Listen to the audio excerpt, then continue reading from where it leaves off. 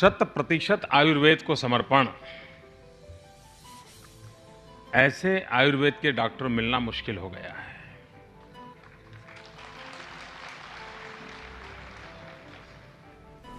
उसको खुद को लगता है भाई अब इससे तो कुछ चलने वाली गाड़ी नहीं है,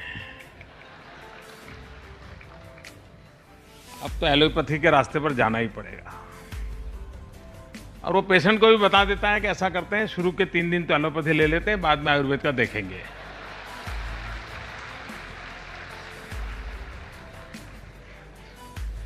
मैं समझता हूं कि आयुर्वेद के सामने ये सबसे बड़ी चुनौती ये मानसिकता है।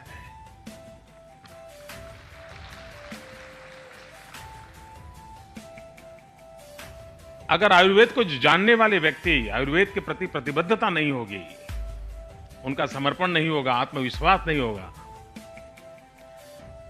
तो वो पेशेंट में विश्वास कैसे भर पाएंगे? हम जब छोटे थे तो एक चुटकुला सुना करते थे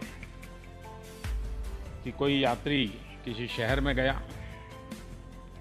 और किसी रेस्टोरेंट में खाना खाने गया और फिर उसने पूछा मालिक कहाँ है, तो उसने कहा मालिक सामने वाली होटल में खाना खाने गए हैं।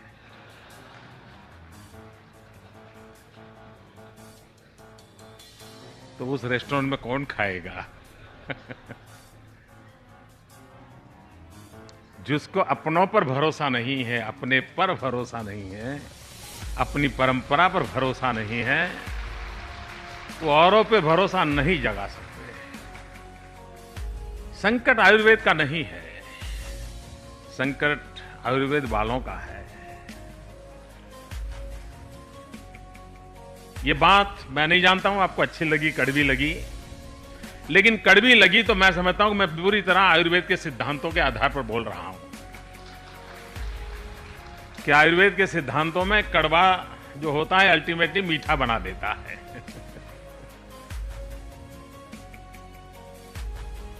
बहुत से लोगों से मैं मिलता हूं, बहुत से लोगों से बातें करता हूं। मैं पिछली बार एक बार जब मैं गुजरात में मुख्यमंत्री था तो मैंने पूरे देश में से आयुर्वेद के विशेषज्ञों को बुलाया था। अब जो है कि वो समय तो वो मेरा क्षेत्र नहीं था, एक राज्य का काम करता था, लेकिन आयुर्वेद के प्रति एक जागरूकता की आवश्यकता थी। आयुर्वेद एक ऐसा क्षेत्र नहीं है कि वो एक सर्टिफाइड डॉक्टर तक सीमित हो। हमारे पूर्वजों ने स्वास्थ्य को जीवन का एक हिस्सा बना दिया था। आज हमने जीवनचर्या और स्वास्थ्य के लिए कहीं आउटसोर्स किया हुआ है। पहले स्वास्थ्य को आउटसोर्स नहीं किया गया था, उसकी जीवनचर्या का हिस्सा था और उसके कारण हर व्यक्ति, हर परिवार अपने शरीर के संबंध में जागरूक था, समस्या आए तो उपाय क्या उस पर भी जागरूक था। और उसका अनुभव आज भी आपको होता होगा। कभी आप रेल में या बस में ट्रैवल करते हो और मान लीजिए कोई बच्चा बहुत रो रहा है, तो आपने देखा होगा कि कंपार्टमेंट से 12-15 लोग वहां आ जाएंगे और तुरंत ऐसा करो इसको ये खिला दो, दूसरा कहेगा ये खिला दो, तीसरा कोई पुड़िया निकाल के जेब में से दे देगा उसके मुंह में ये डाल दो।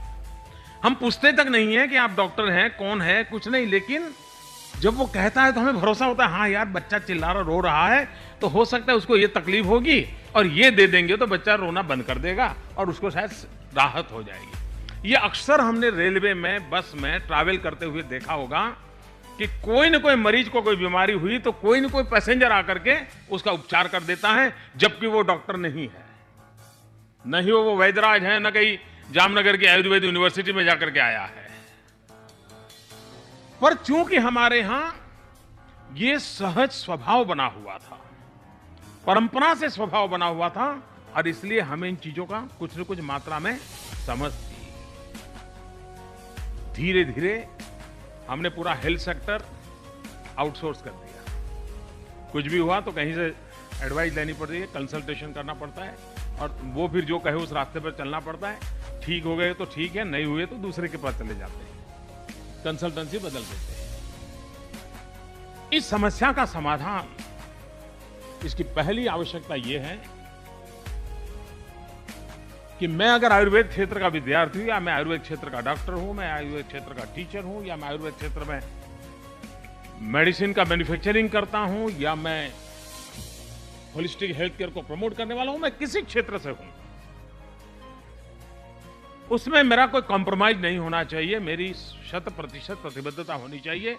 और अगर हम 100% प्रतिबद्धता लेकर चलते हैं, आप देखिए परिणाम आना शुरू हो जाएगा।